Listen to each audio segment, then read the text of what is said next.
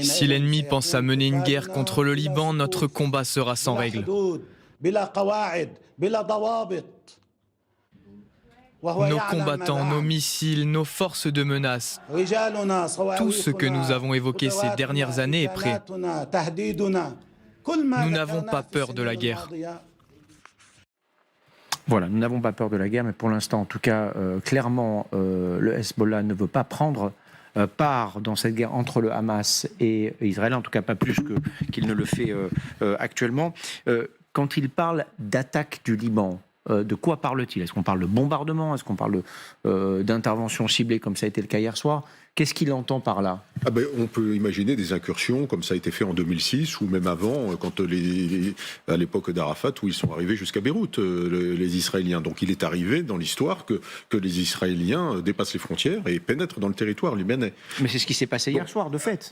Oui, dans les airs, mais de fait. Voilà, de fait. Mais il a un discours essentiellement défensif. C'est ça qui est intéressant. On sent quand même qu'il n'a pas envie... Pardon, général, juste un commentaire sur cette image qui vient de nous être diffusée. Ce sont des images des frappes israéliennes aujourd'hui sur le Liban. Voilà. Donc, oui, mais là, c'est des bombardements. C'est pour ça que je vous pose cette question-là. Voilà, ce sont des bombardements ponctuels qui sont sur les lignes de front, puisqu'il a demandé qu'il se retire au-delà d'un fleuve dont je n'ai pas retenu le nom, un petit peu plus au nord, sans doute pour éviter que des frappes du Hezbollah puissent taper en Israël. Non, mais de fait, donc, les Israéliens interviennent sur le sol libanais, que ce soit dans les airs ou là, comme on le voit avec ces bombardements. Ils le font, puisqu'ils vont même jusqu'à Beyrouth, visiblement, les Israéliens. Ce qu'ils n'avaient pas fait depuis 2006. Ce qu'ils n'avaient pas fait depuis 2006. Mais on sent aussi une réticence. C'est très difficile de s'engager sur plusieurs fronts.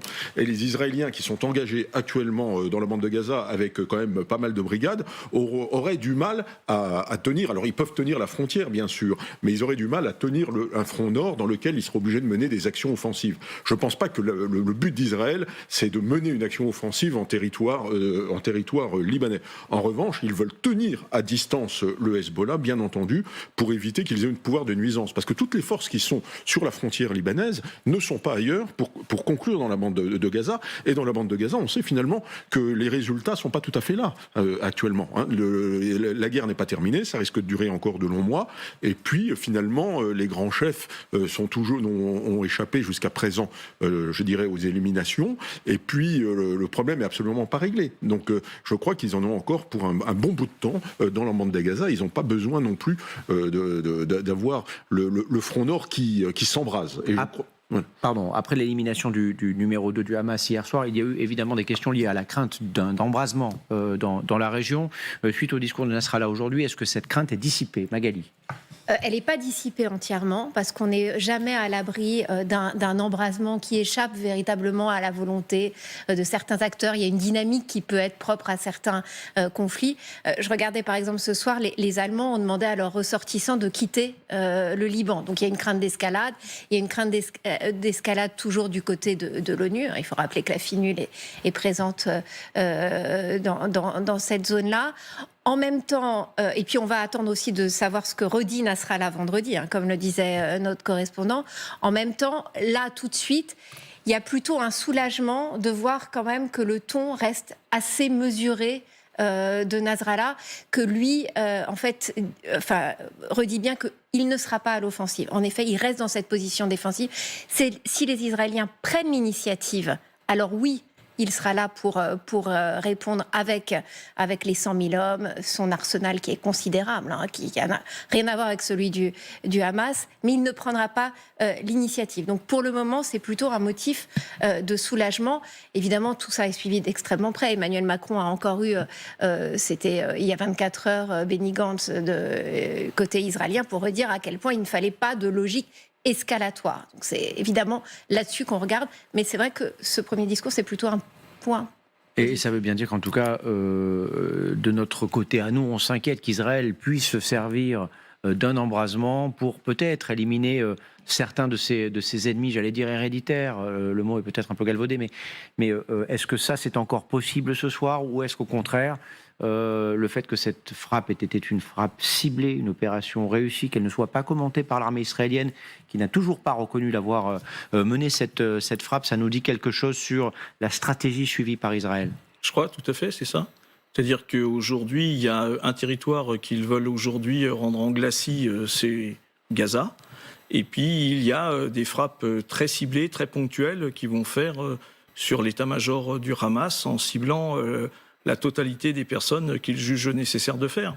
Comme ils ont fait à la suite de Munich 72, où ils sont allés chercher un par un tous les commanditaires et tous les opérationnels qui avaient réalisé ce qui s'était passé à Munich. Je pense que là, ils s'interdiront absolument rien, mais ce sera du ciblage particulier. Vous avez vu qu'au Liban, lorsqu'ils ont ciblé avec le drone, je crois que votre intervenant précédent vous l'a signifié, il n'y a pas eu de victimes collatérales. Ça a été vraiment quelque chose... voilà, ça, ils savent faire. Et je pense qu'ils continueront. Ce qu'ils ont envoyé comme signe aujourd'hui à l'état-major du Hamas, c'est que où qu'ils soient dans le monde aujourd'hui, que ce soit au Qatar, que ce soit aux Émirats, que ce soit en Turquie, où qu'ils soient, ils seront demain une cible des services de renseignement israéliens.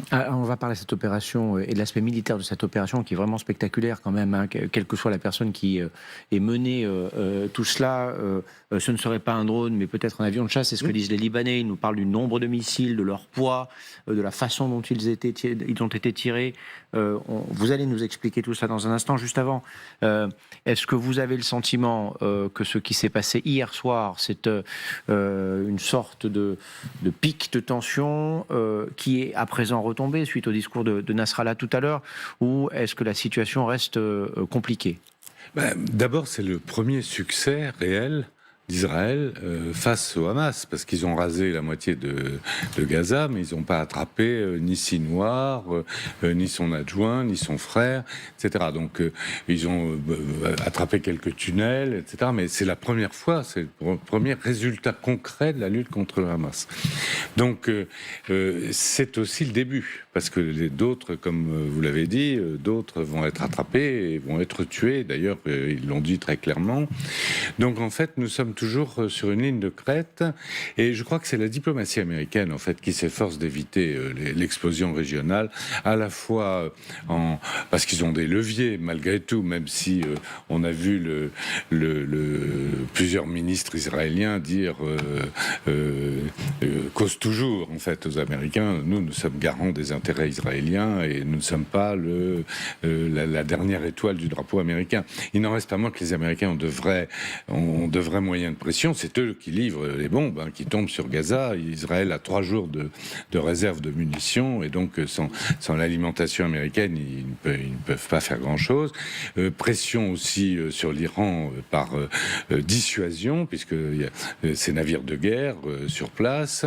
Et effectivement, les Américains s'efforcent par tous les moyens d'éviter un embrasement régional. C'est une préoccupation qui, je ne dis pas remplie d'optimisme, mais en tout cas laisse espérer qu'ils arriveront à leur fin dans ce domaine. En tout cas, les Américains restent à l'offensive, puisqu'à l'instant même, c'est la Maison-Blanche qui communique et qui affirme que le Hamas dispose toujours d'importantes capacités à Gaza. Ce qu'il faut comprendre, en tout cas si l'on lit ces mots comme ils sont dits, c'est que les opérations militaires dans la bande de Gaza sont loin d'être terminées. Je voudrais qu'on revienne avec vous sur ce qui s'est passé hier soir. Donc les Libanais nous disent que c'est un avion de chasse qui a tiré 6 missiles au total. Oui. Ces missiles sont allés jusqu'à la salle de réunion dans laquelle se trouvait donc cette rencontre entre le numéro 2 du Hamas et au moins 5 autres personnes. Comment ça s'organise une opération comme ça ? D'abord, est-ce que ça vous semble crédible ? Est-ce qu'un drone, par exemple un drone Reaper, qui sont les drones américains que l'on voit parfois dans les films dont la France dispose quelques exemplaires, peut réaliser ce type d'opération ? Alors le drone Reaper peut le faire, bien entendu. Ça peut être aussi un avion de chasse. Moi j'entendais Xavier Titelman dire que c'était plus précis, que c'était plus facile. Alors là, moi je ne suis pas un spécialiste de la chose aérienne pour pouvoir dire quel vecteur est le plus commode. Donc ça, et puis je n'ai pas l'information de savoir si c'est un drone ou bien un avion de chasse. Les bombes utilisées pesaient, selon les Libanais, 100 kilos chacune. Alors c'est peut-être vraisemblablement plus un avion de chasse à ce moment-là que plutôt un drone. Ce qui est intéressant là-dedans, avant de parler du vecteur qui a tiré, c'est quand même l'acquisition du renseignement. C'est ça la vraie chose. Là, vous tirez pas sur une cible fixe. Alors quand vous avez une cible fixe, par exemple, vous tirez sur une usine, sur n'importe quoi, vous avez un plan, vous faites des répétitions, vous pouvez faire des rehearsals autant que vous voulez, vous connaissez, je dirais, le déroulement par cœur, et puis après vous attaquez votre cible. Elle n'a pas bougé. Mais là, il faut savoir quel jour, à quelle heure et à quelle minute ce responsable sera dans telle pièce et avec qui et comment ils arrivent à savoir qu'il va y avoir cette réunion dans cet immeuble et dans cette pièce. C'est absolument extraordinaire. Donc ça veut dire qu'il y a un renseignement humain, vraisemblablement, il y a vraisemblablement des infiltrations. Et ensuite, la grosse difficulté, c'est qu'il faut être extrêmement réactif. Vous pouvez pas l'avoir. Vous montez, bien sûr. Vous êtes prêt à tirer, à taper sur la cible, mais vous ne savez pas où elle va être, quand elle va être, etc. Donc, à partir du moment où vous l'avez identifiée, vous êtes sûr qu'elle est là, à cet endroit-là, vous devez à ce moment-là avoir une chaîne courte, très très réactive, qui permet, je dirais, en quelques minutes d'activer, je dirais, l'avion, le drone, la réaction qui va pouvoir amener à la destruction. Ça me rappelle ce qui s'était passé avec un dirigeant de Al-Qaïda, vous savez, sur un balcon à Kaboul. Et il avait été détruit par un Hellfire qui était un missile trafiqué qui l'a haché menu. Est-ce que vous imaginez la difficulté? Il sort sur son balcon et à ce moment précis, il y a un missile qui le tape plein centre. Ce sont des opérations extrêmement complexes.